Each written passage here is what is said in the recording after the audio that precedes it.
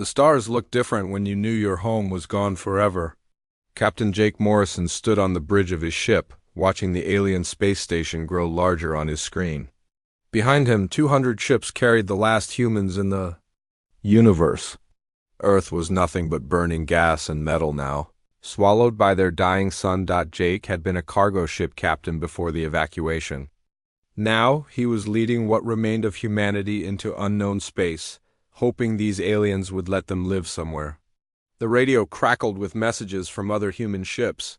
Food was running low. Fuel was almost gone. Children were crying. People were scared. The alien space station was huge, bigger than any city on Earth. It gleamed silver and blue in the starlight, with long arms reaching out like a metal flower. Jake had never seen anything so beautiful or terrifying. His hands shook as he pressed the communication button. "This is Captain Morrison of the Earthship Liberty's Edge," he said. "We are refugees from a dead world. We need help." The response came in perfect English, which surprised him. "Earth vessel, this is Station Commander Zethkri of the Galactic Consortium. Please maintain your position while we dispatch a diplomatic team." Jake looked at his crew. Lisa Rodriguez, his second-in-command, was studying the alien station through their telescope.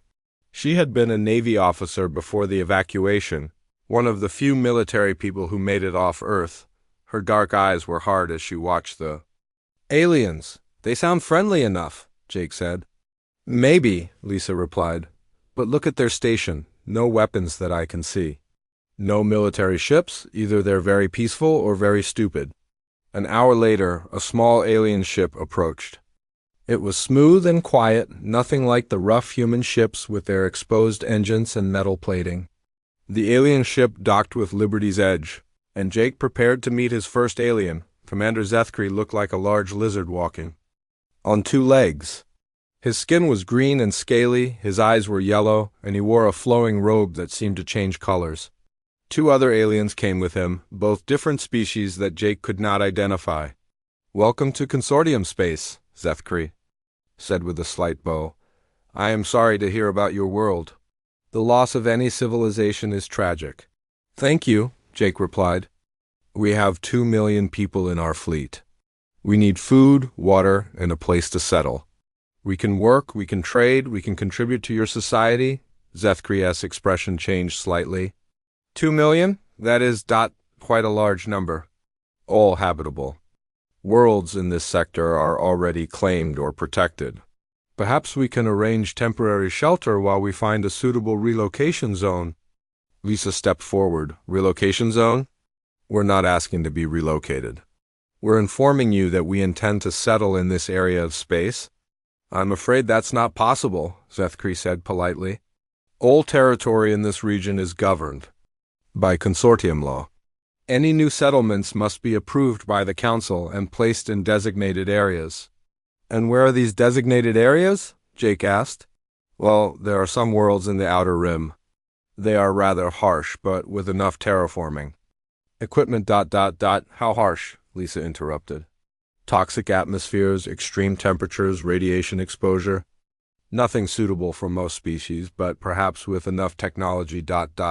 Lisa smiled, but it was not a friendly smile. "Commander, we just evacuated our entire species from a dying star system in less than 6 months. We built this fleet from military ships, cargo vessels, and anything else that could fly. We'd been living in space for 8 months, eating recycled food and breathing recycled air. Harsh worlds don't scare us." Zethkri looked uncomfortable. "Even so, there are procedures. Applications must be filed, environmental studies conducted, territorial rights negotiated." "How long does that take?" Jake asked. "Usually several years. Sometimes decades for large population movements." Jake felt his temper rising. "Commander, my people are dying. We don't have years. We have weeks before our food runs out and our life support systems fail." "I understand your urgency," Zethkri sighed. "But the consortium has maintained peace for 3,000 years by following established protocols. We cannot simply ignore our laws because of one emergency." Lisa laughed, a sound that made the aliens step back. "One emergency?" Commander, do you know how many wars humanity has fought? How many disasters we've survived? We didn't maintain peace for 3,000 years. We spent 3,000 years learning how to fight and survive and win. Surely you exaggerate, Zethkri said. No species could survive constant warfare. For so long, want to see our military records? Lisa asked. We have detailed histories of every major conflict in human history. We can show you exactly how we learned to kill each other more efficiently. Jake put a hand on Lisa's shoulder. What my officer means is that humans are very good at adapting to difficult situations. We don't need perfect worlds.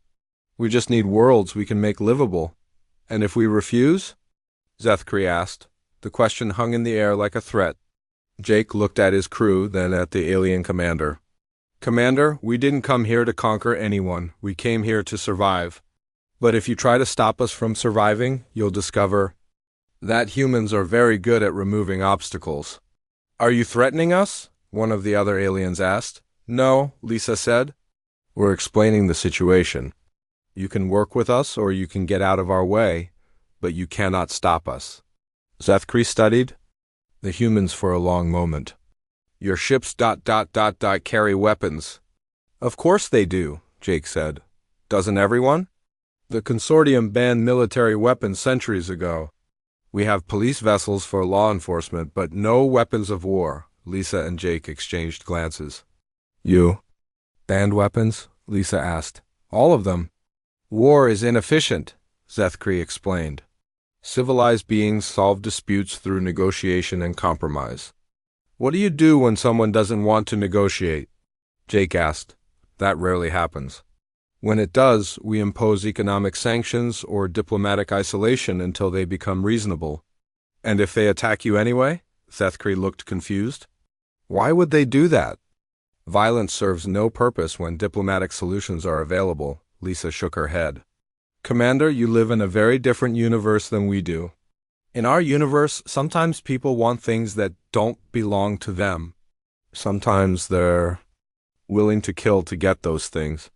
When that happens, you have two choices, fight or die. Surely you could reason with them, Zethkri said. You can't reason with a burning star, Jake replied. You can't negotiate with pirates who want to steal your cargo. You can't compromise with an enemy who wants to kill your children. The meeting continued for another hour, but Jake could see they were getting nowhere. The aliens lived in a peaceful bubble, protected by rules and treaties that had never been seriously tested. They had no concept of real danger or real survival. Finally, Zethkri prepared to leave. I will report this conversation to the council. They will make the final decision about your settlement rights. You do that, Lisa said. While you're talking, we'll be finding worlds to settle. We'll send you the coordinates so you can update your maps. You cannot simply claim territory without permission, Zethkri protested. Watch us, Jake said after the aliens left. Jake slumped in his chair. Think we made a good first impression? No, Lisa said, but we made an honest one. They needed to understand what they're dealing with. And what are they dealing with? Lisa looked out at the fleet of human ships, battered and worn but still flying. Survivors, Captain. They're dealing with survivors. And survivors do whatever it takes to keep surviving. Jake nodded and opened a channel to the fleet. All ships. This is Morrison. We're going to find new homes. Maybe the aliens will help us. Maybe they won't. But we're going to make it work either way. We're human, and humans don't give up. The response came from 200 ships. Yes, sir. In the distance, the alien station watched as the human fleet began to move toward the dark worlds at the edge of known space. The consortium had never seen anything like these refugees before. They were about to learn what happens when you corner a species that has spent its entire history fighting to survive. The galaxy was about to change forever. 6 months had passed since the humans arrived in consortium space. What the aliens expected to be a slow process of applications and approvals had instead become a display of human determination that made them very uncomfortable. Admiral Kate Sullivan stood on the bridge of her flagship, the New Constitution, watching the construction crews work on the 13th human colony. The world below them had been written off as uninhabitable by the consortium. The atmosphere was toxic, the temperature swung from freezing to boiling, and radiation storms swept across the surface every few days. The humans had made it home anyway. "Status report," Kate said to her aide, Lieutenant Commander Tony Mitchell. "Colony. 13 is ahead of schedule," Tony replied. "The atmosphere processors are working better than expected. We should have breathable air in the dome cities within 2 weeks. The mining operations are already producing enough metal to build 3 more ships," Kate nodded. "And the consortium?" "Still complaining." Ambassador Zethkri sent another message about following proper procedures. "He seems upset that we're not dying on these worlds like we're supposed to," Kate smiled. "Poor aliens. They write off a world because it's difficult and we turn it into a thriving colony.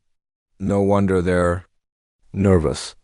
Through the bridge windows, she could see human ships moving between the planets. Cargo vessels carried supplies and people. Construction ships built space stations and orbital platforms. Military vessels patrolled the edges of human space, ready for trouble. The trouble came sooner than expected. "Admiral," the communications officer called out, "we're getting a distress signal from the Frontier Spirit. Commander Mitchell's ship is under attack." Kate's expression hardened. "Where?" "Void sector, near the old trade routes." "Pirates by the sound of it." Kate had heard about the Void sector pirates. They had been raiding consortium trade ships for decades, hiding in the asteroid fields and attacking merchant vessels. The consortium's response was always the same: increase security, avoid the area, and hope the pirates would go away. Humans had a different approach to pirates. "Signal the fleet," Kate ordered. "All available ships converge on the Void sector. Maximum speed." "Admiral, that's outside our territory," her tactical officer warned. "The consortium won't like us operating in their space." "The consortium doesn't like us breathing their air," Kate replied. "But they'll like pirates attacking our ships even less." The human fleet moved fast.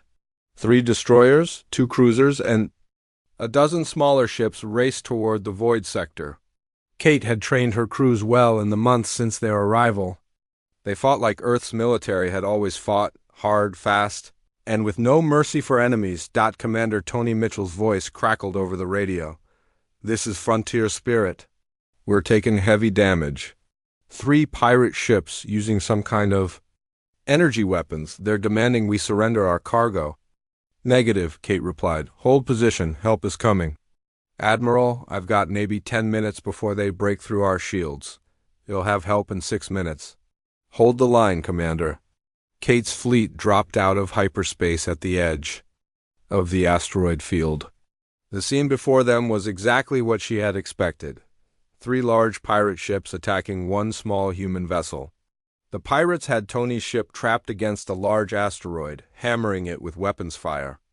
"This is Admiral Sullivan of the Terran Fleet," Kate broadcast on all frequencies. "Pirates' vessels, cease fire immediately and surrender, or we will destroy you." The pirate response came in broken English. "Human ship, this is Captain Veximer of the Crimson Claw. You are outnumbered. Leave now and we will not harm you."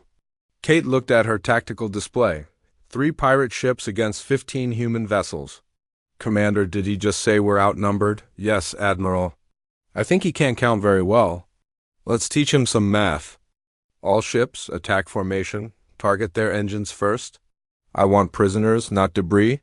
The human ships moved like a pack of wolves. They had trained for this moment, studied pirate tactics, and prepared for every possibility. The pirates had never faced anything like organized human military forces. The battle lasted 8 minutes. Captain Veximer's ship, built into a converted asteroid, had seemed impossible to destroy. The consortium had tried to attack it many times over the years, always failing to break through its thick armor and defensive systems. The humans used a different strategy. Instead of trying to destroy the base, they surrounded it.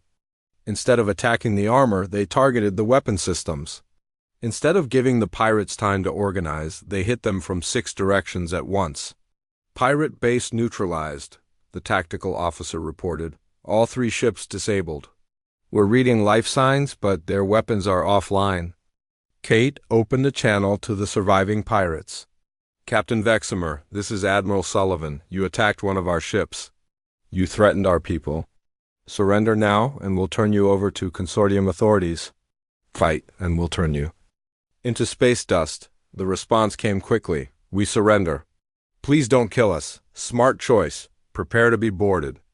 The human Marines who boarded the pirate ships were led by Sergeant Amy Parker, a woman who had fought in Earth's last war before the evacuation. She was small and quiet, but her soldiers followed her anywhere because she always brought them home alive. What do we have, Sergeant? Kate asked over the radio. Lots of stolen goods, Admiral. Looks like these pirates have been robbing trade ships for years. We've got cargo from 12 different worlds, including some Consortium military equipment. Any intelligence on other pirate groups? Oh yes, ma'am. These guys kept very detailed records. Looks like there are at least 6 other pirate bases in this sector, all working together.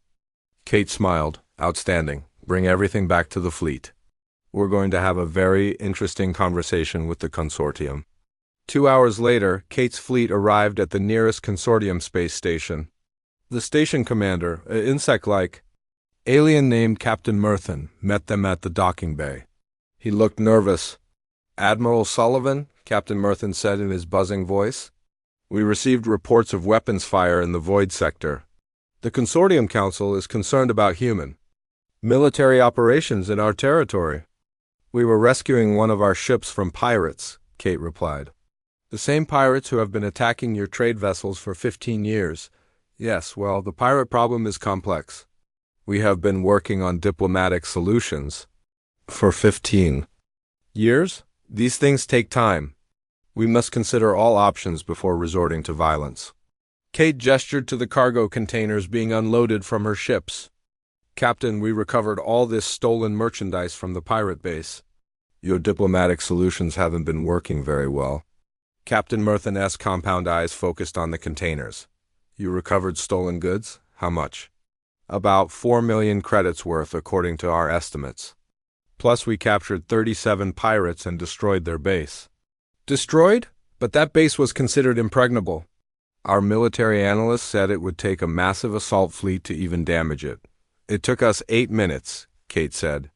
Would you like to see the battle recordings? Captain Murthan watched the recording in silence.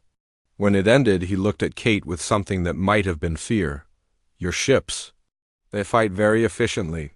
We've had a lot of practice. The Consortium Council will want to know how you achieved such a decisive victory. Kate shrugged. We surrounded them, disabled their weapons, and gave them a choice, surrender or die.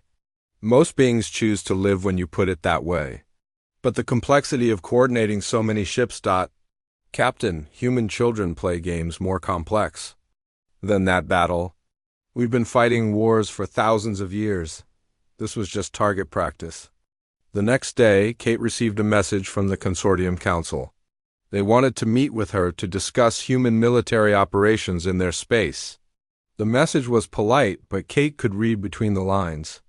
The aliens were scared. She couldn't blame them. In 6 months, humans had turned 30 dead worlds into thriving colonies. They had built a fleet that could destroy pirate bases the Consortium couldn't touch. They had shown that all the rules and procedures the aliens relied on meant nothing when someone was willing to fight. Admiral, Tony Mitchell said, joining her on the bridge. The Consortium wants us to stop our military operations and follow their rules of engagement. And what are their rules of engagement? Don't shoot first. Don't target civilian areas. Give the enemy time to surrender. Fight only in self-defense. Kate laughed. Those aren't rules of engagement. Those are rules for losing. What do we tell them? Kate looked out at the human fleet, strong and ready for whatever came next. We tell them the truth, Commander. We didn't come here to follow their rules. We came here to survive. And if they want to keep their peaceful little galaxy safe, they better hope we keep doing exactly what we're doing. The message she sent to the Consortium Council was simple. The pirates are gone. The trade routes are safe. You're welcome. The galaxy was learning that humans were more than just refugees. They were survivors, fighters, and problem solvers, and they were just getting started. The emergency message arrived at 3 in the morning, ship time. Admiral Kate Sullivan was pulled from sleep by the urgent beeping of her communicator. She rolled out of bed and pressed the button, already knowing this was not going to be good. "News, Admiral, this is the bridge," her duty officer said. "We're receiving distress signals from 3 consortium worlds. They're under attack." Kate was already putting on her uniform. "Under attack by who?" "Unknown fleet, ma'am." "Large ships, unknown design. The consortium is calling it a full-scale invasion." Kate arrived on the bridge to find chaos. The main screen showed urgent messages from across consortium space. 3 worlds had gone dark after reporting massive enemy fleets in orbit. The Consortium Council was in emergency session and their military forces were scrambling to respond. "What do we know about the attackers?"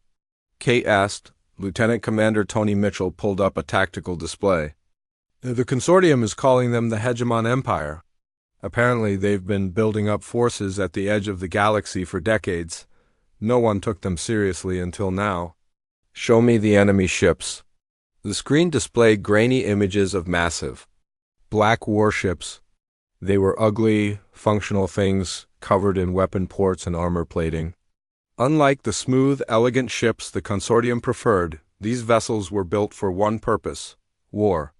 "Admiral," the communications officer called out, "we're getting a message from the Consortium Council. They're requesting immediate assistance." Kate read the message and frowned.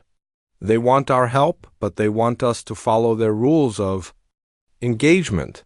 No attacking civilian targets, no weapons of mass destruction, formal surrender procedures required." "What are their rules of engagement exactly?" Tony asked. Kate scrolled through the document.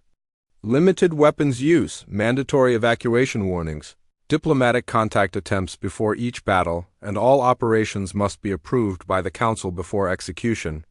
Tony stared at her. "They want us to ask permission before shooting back at invaders, apparently. They're also requesting that we avoid any tactics that might be considered uncivilized." "Admiral, with respect, those rules are how you lose wars." Kate was already moving toward the command center. "Signal the fleet, all ships, prepare for immediate departure. Combat operations are authorized. What about the consortium rules?" "What about them?" General Linda Price was waiting in the command center when Kate arrived. The general was a small woman with gray hair and steel-gray eyes who had commanded Earth's defense forces during the evacuation. She looked at Kate with the expression of someone who had seen too much war. "Kate," she said, "I've been reviewing the enemy capabilities. These hegemon forces are serious. They've got at least 50 capital ships, hundreds of support vessels, and they're using weapons that punch right through consortium shields." "What's their objective?" "Conquest. They've taken 3 worlds already, and they're moving toward the consortium core systems. The aliens are talking about strategic withdrawals and defensive positions." Kate studied the tactical display. "In other words, they're planning to give up more worlds and hope the enemy gets tired. That's about the size of it. They want us to help them establish a defensive perimeter around their most important systems, and let the Hegemon Empire keep the worlds they've already taken. The consortium says those worlds can be liberated later through diplomatic means." Kate looked at the display for a long moment. "General, how long do you think it would take U.S. to end this war? End it?" "Kate, we're talking about a full-scale galactic conflict. The consortium has been avoiding this fight for 2 centuries.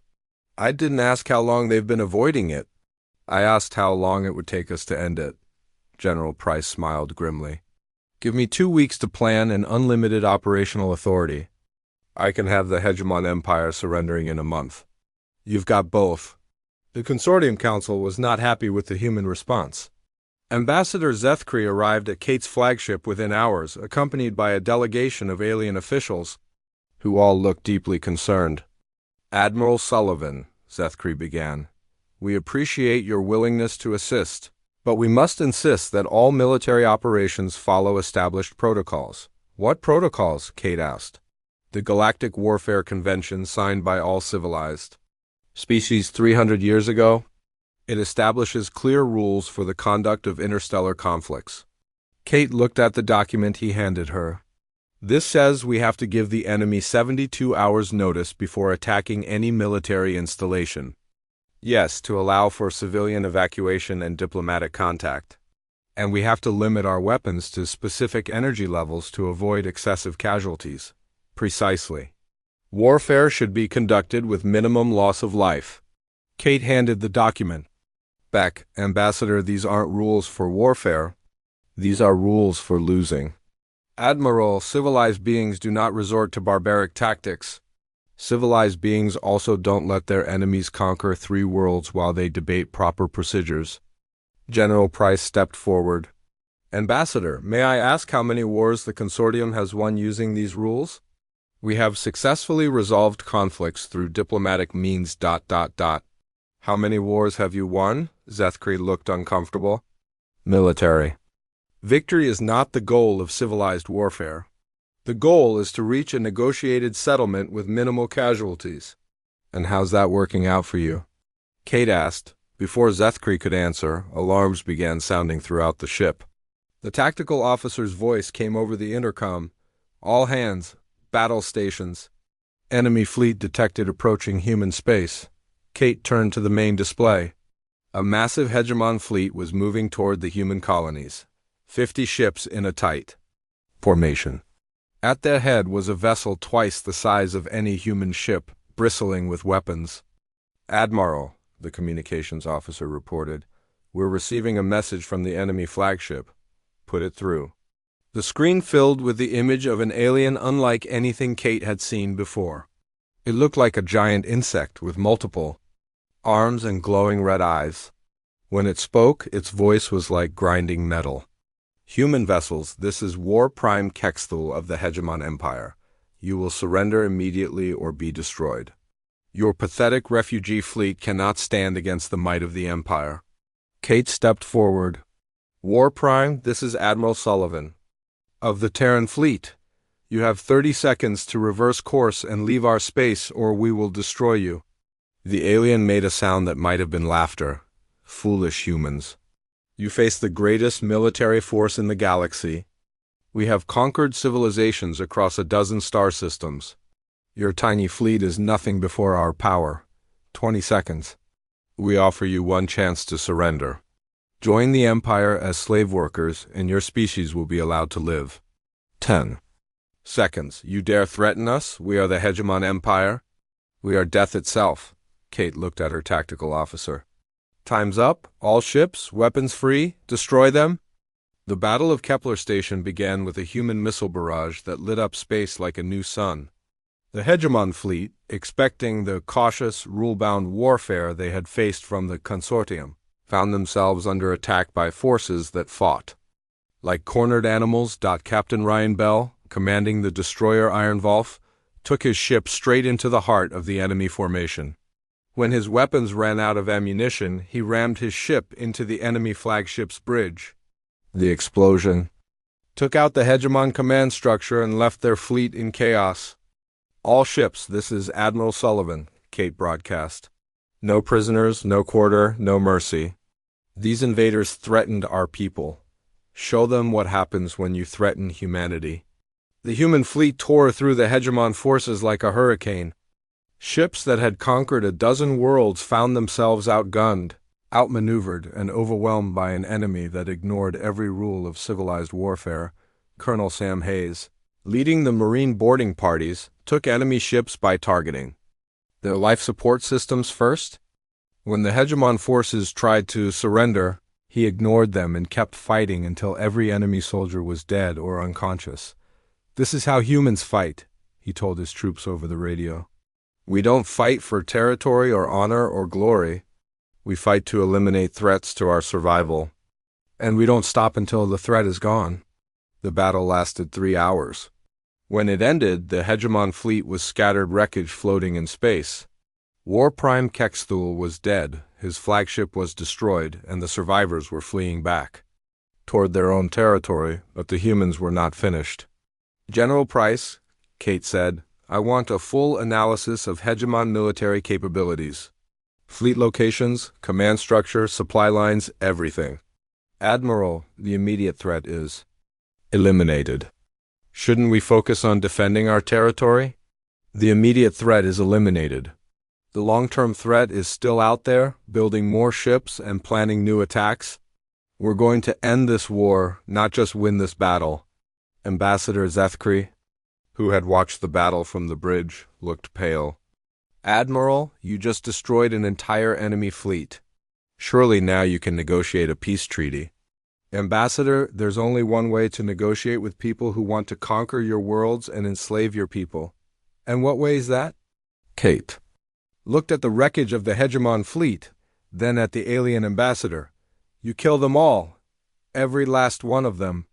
You make it clear that anyone who threatens innocent people will face the same fate. That's barbaric. The war room aboard the Liberty's Hammer buzzed with activity. Admiral Jack Foster stood over a massive table showing the entire Hegemon Empire territory. Red dots marked enemy military bases, blue lines showed supply routes, and yellow markers indicated civilian populations. It looked like a complex puzzle, but Jack saw it as a simple problem with a simple solution. General Price, what's the status of our forces? Jack asked. General Linda Price pointed to the display. We have 47 ships ready for combat operations. 3 Marine divisions under Colonel Amy Parker, plus support units. Intelligence reports indicate the Hegemon Empire has military installations on 18 worlds, with their main command center on Vexstar. How long would a conventional assault take, following consortium rules? Probably 2 years, maybe 3. We'd have to give advance warning for each attack, allow time for diplomatic negotiations, limit our weapons to avoid civilian casualties. Jack nodded. And if we do this the human way?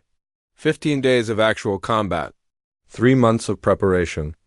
To do it right, Colonel Amy Parker stepped forward. She was a small woman with scars on her hands and a reputation for bringing her soldiers home alive. Admiral, my Marines are ready. We've studied every Hegemon installation, every defensive position, every supply depot. We know how they fight and we know how to beat them. What do you need? Complete operational freedom. No rules of engagement except protect civilians and accomplish the mission. My people know the difference between soldiers and innocents. Let us do our job. Jack looked around the room at his commanders. These were people who had fought in Earth's last wars before the evacuation. They understood that sometimes the only way to stop evil people was to kill them before they could hurt anyone else. The consortium won't like our methods, General. Price warned. The consortium doesn't like anything we do, Jack replied, but they like being conquered even less. We're going to end this war so completely that no one will ever think about starting another one. The campaign began 3 days. Later, Jack's fleet divided into smaller groups, each targeting different parts of the Hegemon Empire. Unlike the consortium's approach of fighting one battle at a time, the humans attacked everywhere at once. Lieutenant Colonel Dan Miller led the assault on the Hegemon training facilities. His ships dropped out of hyperspace above 3 different worlds simultaneously, catching the enemy completely off guard. The Hegemon forces had never faced an enemy that could coordinate attacks across multiple star systems. This is Miller to all units, he broadcast. Primary targets are military installations only. Any enemy soldiers who surrender will be taken prisoner. Any enemy soldiers who fight will be killed. Any enemy soldiers who threaten civilians will be hunted down and eliminated. The attack on the first training world lasted 6 hours. Miller's Marines landed in the middle of the enemy base, fought their way through the defensive positions, and destroyed every weapon, every vehicle, and every piece of military equipment they could find. When Hegemon reinforcements arrived, they found their base in ruins and their soldiers either dead or captured.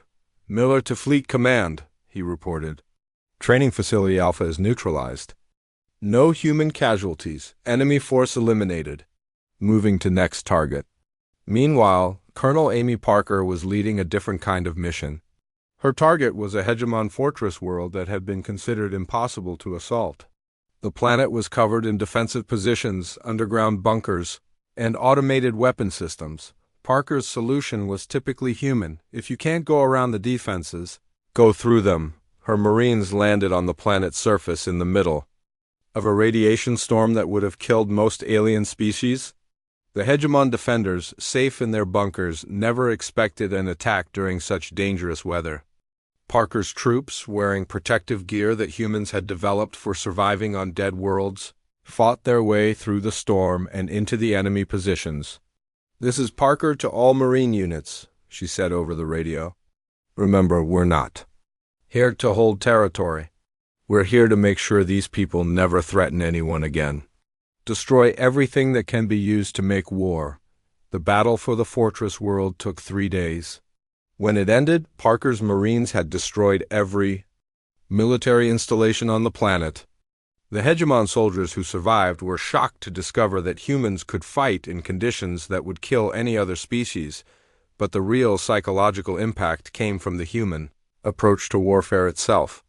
The Hegemon Empire had built their military doctrine around the idea that enemies would fight for territory, resources, or political control. They had never faced an enemy that fought simply to eliminate threats. War Commander Thexanol, second in command of the Hegemon forces, sent a desperate message to his leaders. "The humans do not fight like any enemy we have faced. They do not want our worlds, our resources, or our surrender. They want us dead, all of us. They attack not to conquer, but to destroy. How do we negotiate with an enemy that does not want anything we can give them?" The answer came from Admiral Jack Foster himself, in a broadcast sent to every Hegemon world. "This is Admiral Foster of the Terran Fleet. You started this war by attacking innocent people. You threatened to enslave entire populations. You believed that might makes right? You were wrong. We are going to end this war by removing your ability to threaten anyone ever again. Surrender now, and we will allow you to live as prisoners. Fight, and we will hunt you down and kill every last one of you." The message was clear, simple, and terrifying. The humans were not interested in conquest or negotiation. They were interested in eliminating the threat completely. The Hegemon response was to gather their remaining forces for a final battle at their homeworld of Vexstar.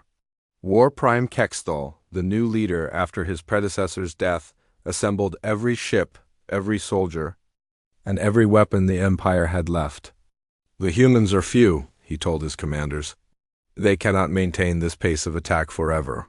We will make our stand here, on our homeworld, and show them the true power of the Hegemon Empire." Admiral Jack Foster received intelligence reports about the enemy buildup and smiled grimly. "They're doing exactly what we want them to do.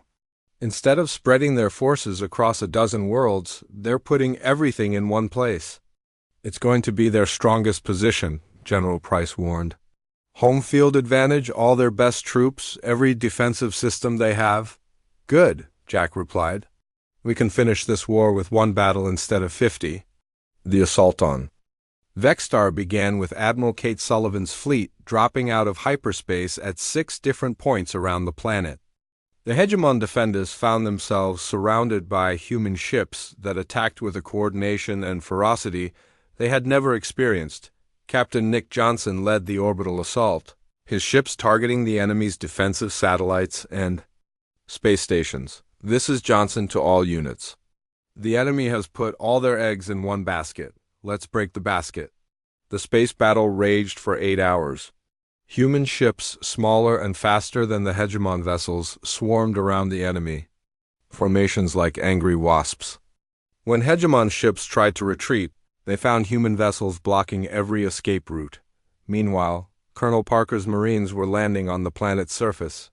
Their mission was not to occupy territory, but to capture the Hegemon leadership and force a complete surrender. "Parker to ground units," she broadcast. "The enemy command center is in the Imperial Palace. We're going straight through their lines and taking their leaders alive. No detours, no delays, no mercy for anyone who gets in our way." The ground assault was a nightmare for the Hegemon defenders. Human soldiers fighting in powered armor and using tactics the aliens had never seen. cut through defensive positions that should have taken weeks to breach. Captain Rick Davis led the assault on the Imperial Palace itself. His commandos fought their way through layers of guards, automated defenses, and booby traps, reaching the throne room where the hegemon leaders had barricaded themselves. "This is Captain Davis," he reported. "I have the enemy leadership surrounded. They're asking for terms." Jack Foster's voice came back immediately. "Tell them there are no terms. They surrender unconditionally, or we reduce this palace to rubble, with them inside it." 5 minutes later, the hegemon empire surrendered, but the humans were still not finished. Over the next month, human forces systematically destroyed every military installation in hegemon space. Weapons factories were demolished, warships were scrapped, and military training facilities were turned into hospitals and schools. "Admiral," Ambassador Zethkri asked during a meeting aboard Jack's flagship, "what do you intend to do with the conquered territory?" Jack looked at the alien ambassador with genuine confusion. "Conquered territory? We didn't conquer anything. We eliminated a threat." "But surely you will claim these worlds as human colonies, ... Why would we want them?" "We came here to stop the hegemon empire from threatening innocent people." "Mission accomplished. Then what happens to these worlds?" "They go back to whoever wants them." "We're not empire builders, Ambassador. We're problem solvers."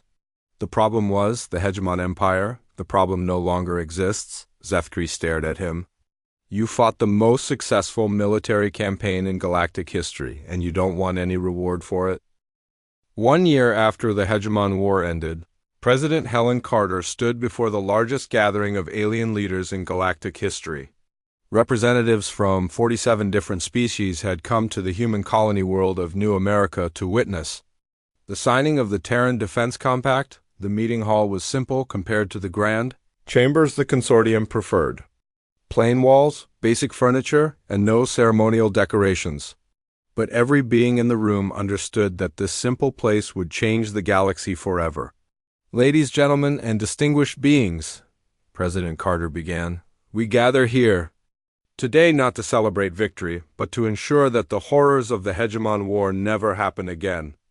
Ambassador Zethkri sat in the front row, looking very different from the confident diplomat who had first met the human refugees.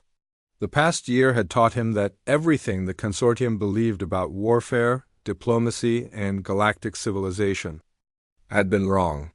"President Carter," he said when called upon to speak, "the Consortium Council has voted unanimously to request membership in the Terran Defense Compact. We have seen what happens when peaceful beings are left defenseless against those who choose violence." Carter nodded. "Ambassador, we welcome the Consortium, but understand what you're agreeing to. When you join this compact, you agree that some things are worth fighting for. You agree that protecting innocent people is more important than following diplomatic procedures."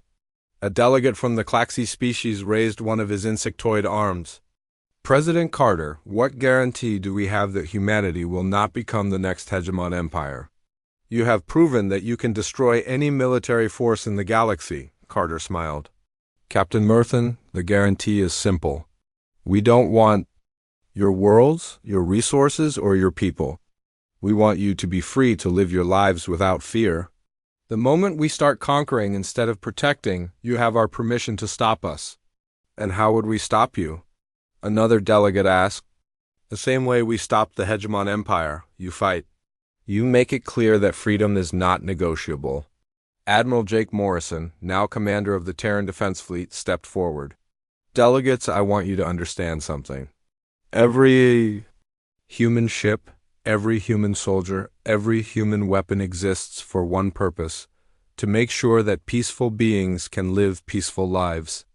The moment we become the threat instead of the solution, we become your enemy." The signing ceremony was interrupted by an urgent message from Captain Tony Mitchell, now commanding the patrol ship Frontier Guardian in the Outer Systems. "Admiral Morrison, we have a situation. Unknown ships have attacked the mining colony. On Zarian Prime, the attackers are demanding tribute from all ships passing through the system." Morrison looked at President Carter, who nodded. "Captain Mitchell, this is Admiral Morrison. What's the status of the colonists? Safe for now, sir. The attackers seem more interested in robbery than murder, but they're threatening to attack other colonies if their demands aren't met. President Carter took the microphone. Captain, this is the President. How many attack ships? 12 vessels, ma'am. Small but well-armed. They're using hit-and-run tactics. Understood? Admiral Morrison, you have authorization to deal with this situation. Morrison turned to the assembled delegates. Ladies and gentlemen, you're about to see how the Terran Defense Compact works in practice. He opened a channel to the fleet. Oh. Ships, this is Admiral Morrison. We have pirates attacking civilian targets in the Zarian system. Colonel Parker, take your rapid response team and eliminate the threat. Colonel Amy Parker's voice came back immediately. Yes, sir. Estimated time to target, 47 minutes. One of the alien delegates looked confused. Admiral, shouldn't we try to negotiate with these pirates first? Perhaps offer them the settlement or relocation assistance? Morrison stared at the delegate. Sir, they're attacking innocent people. There's nothing to negotiate. But surely some compromise is possible. The compromise is simple, Morrison replied. They stop attacking people or we stop them permanently. 47 minutes later, Colonel Parker's voice crackled over the communication system. Admiral, this is Parker. 12 pirate vessels neutralized. No human casualties. The mining colony is secure. Any prisoners? 3 ships surrendered when they realized they were fighting humans. The other 9 chose to fight to the death. Understood. Return to base. The alien delegates sat in stunned silence. In less than an hour, the humans had detected a threat, responded to it, and eliminated it completely. No committees, no negotiations, no lengthy deliberations. This is how we protect the galaxy, President Carter explained. Fast, decisive action. Against anyone who threatens peaceful people. No exceptions, no negotiations with terrorists, no second chances for those who choose violence. Over the following months, the Terran Defense Compact grew rapidly. Species that had suffered under pirates, raiders, and aggressive neighbors for centuries suddenly found themselves protected by a force that actually fought back, General Linda. Price established the Galactic Defense Academy on the human world. Of New Texas, officers from dozens of species came to learn human tactics and strategy, but more importantly, they learned human values.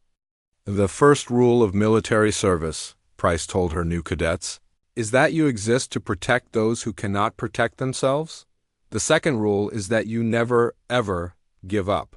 The third rule is that sometimes the only way to stop evil people is to kill them before they can hurt innocents. Lieutenant Colonel Dan Miller, now an instructor at the Academy, taught a class called Practical Warfare that became legendary among alien officers. Your species fought wars by sending messages first, warning your enemies, and giving them time to prepare, he told his students. That's not warfare, that's suicide. Real warfare is about ending the fight as quickly as possible with minimum casualties on your side. A young Vorthek officer raised his hand. Colonel, doesn't surprise attack violate the rules of honorable combat? Miller looked at him seriously. Lieutenant, when someone is threatening to kill innocent people, honor gets people killed. Your job is to stop the threat, not to follow rules that help your enemies. The Academy's most popular course was taught by Captain Nick Johnson, who had led the assault on the Hegemon Imperial Palace. His class was simply called Getting Things Done. The difference between humans and most galactic species, Johnson explained, is that we focus on results, not procedures. If a problem needs solving, we solve it. If a threat needs eliminating, we eliminate it. We don't ask permission, we don't wait for approval, and we don't apologize for being effective. The real change came when former hegemon worlds began requesting human protection. The species that had once served the Empire were now free, but they lived in fear of new conquerors.